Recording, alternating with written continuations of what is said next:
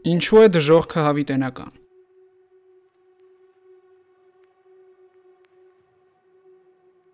Այսօր կխոսենք մի բարդ, բայց կարևոր հարցի մասին։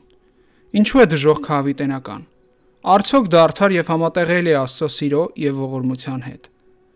Իսկ մինչ այդ բաժանորդագրվեք ապոլոգիա կենտրոնալիքին, որպիսի բաց չթողնեք մեր հետագա տեսանյութերը։ Աստվածաշնչից գիտենք, որ դժոխքը հավիտենական է։ Եվ մի երրորդ հրեշտակ գալիս էր նրանց հետևից եւ բարձր ձայնով ասում էր. Ով երկրպագեց գազանին ու նրա արձանին, եւ կամ նրա նշանի դրոշն առավ իր ճակատին կամ ձեռքի վրա, այդպիսին պիտի խմի Աստծո ցասման գինուց, որ անխառն լցված է նրա բարկության բաժակի մեջ։ Նա պիտի տանջվի հրով եւ ծծումբով, Աստծո եւ գառան առաջ։ Եվ նրանց տանջանքների ծուխը պիտի բարձրանա հավիտյանս հավիտենից։ Գիշեր ցերեկ հանգիստ չպիտի ունենան նրանք, ովքեր երկրպագեցին գազանին ու նրա արձանին, եւ առան նրա դրոշն ու անունը։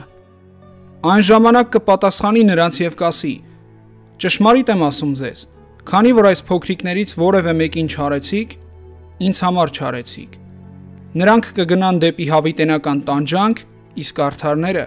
հավիտենական կյանք։ Այս համարի հունարեն բնագրում տանջանք եւ կյանք բառերից առաջ գրված է նույն հավիտենական հունարեն այոնիոն բառը։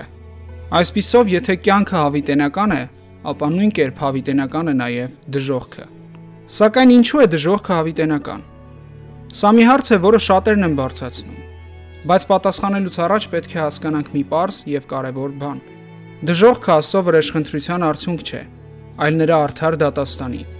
Աստված մարդկանց տվել է ազատ կամք եւ ազատ ընտրության հնարավորություն։ Նա մեզ ստեղծել է սիրելու, բայց նաեւ ընտրելու ազատությամբ։ Ավելի լավ է ունենալ մի տիեզերք, որտեղ արարածները կարող են ասել Աստծուն, թող քո կամքը լինի, քան ստիպել նրանց սիրել առանց իրենց ցանկության։ Իսկ դժոխքը այն է, երբ Աստված ասում է մարդուն. դու ազատ կամք ունես, եւ քո ազատ ընտրությամբ եթե որոշել ես դուրս գալ իմ ներկայությունից, թող այդպես լինի։ Մարդն ինքն է ընտրում ապրել առանց Աստծո, եւ դժոխքը այդ ընտրության արդյունքն է։ Շատերն ասում են. միթե մի քանի տասնամյակ տևած կյանքում գործած մեղքերի համար պետք է հավիտենական պատժվեմ։ Սակայն հարցը նրանում է, որ մեղքը Աստծո դեմ է կատարվում, իսկ Աստված անվերջ եւ հավիտենապես սուրբ է։ Դա նման է այն բանին, որ միևնույն հարվածը տարբեր հետևանքներ ունի կախված նրանից, թե ում ենք հասցնում։ Օրինակ, եթե հարվածեք սովորական մարդու, ձեր պատիժը թեթև կլինի, բայց եթե հարվածեք երկրի ղեկավարին, ձեր պատիժը անհամեմատ ավելի մեծ կլինի։ Մեղքը Աստծո սրբության նկատմամբ ապստամբություն է, եւ քանի որ նրա սրբությունը անվերջ է, մեղքի հետևանքն էլ անվերջ է։ Դժոխքում մարդը չի ապաշխարում, նա շարունակում է ատել Աստծուն։ Մարդիկ հավիտենական դժոխքում չեն հայտնվում պարզապես մեկ մեղքի համար, այլ այնտեղ նույնպես անդադար մեղանչում են Աստծո դեմ, ապստամբելով եւ նրան վիրավորելով, ու անդադար կրում դրա պատիժը։ Եթե անհավատը դժոխքում շարունակում է մերժել Աստծուն, ապա Աստված պարզապես թույլ է տալիս, որ կատարվի մարդու այդ ընտրությունը, հավիտյան առանձնացնելով նրան իր ներկայությունից։ Դժոխքում հայտնվում են այն մարդիկ, ովքեր անգամ եթե հազարավոր տարիներ էլ ապրեին, միևնույն է, չէին ապաշխարելու եւ նույնիսկ դժոխքում շարունակում են ապստամբել Աստծո դեմ եւ վիրավորել նրան, որի համար էլ կրում են իրենց պատիժը։ Աստված պատրաստ է ներել իր անսահման ողորմությամբ, սակայն երբ մարդը իր ազատ կամքով ընտրում է հրաժարվել Աստծուց, Աստված չի պարտադրում։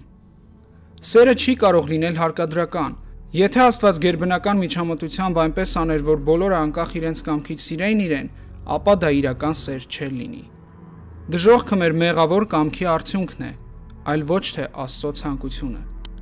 Սակայն այս ամենը ողբերգական պատմություն չէ նրանց համար, ովքեր ընդունում են Հիսուս Քրիստոսի փրկությունը։ Հիսուս Քրիստոսը կրեց դժոխքի ծանրությունը խաչի վրա, որպիսի նրան հավատացողները չկորչեն։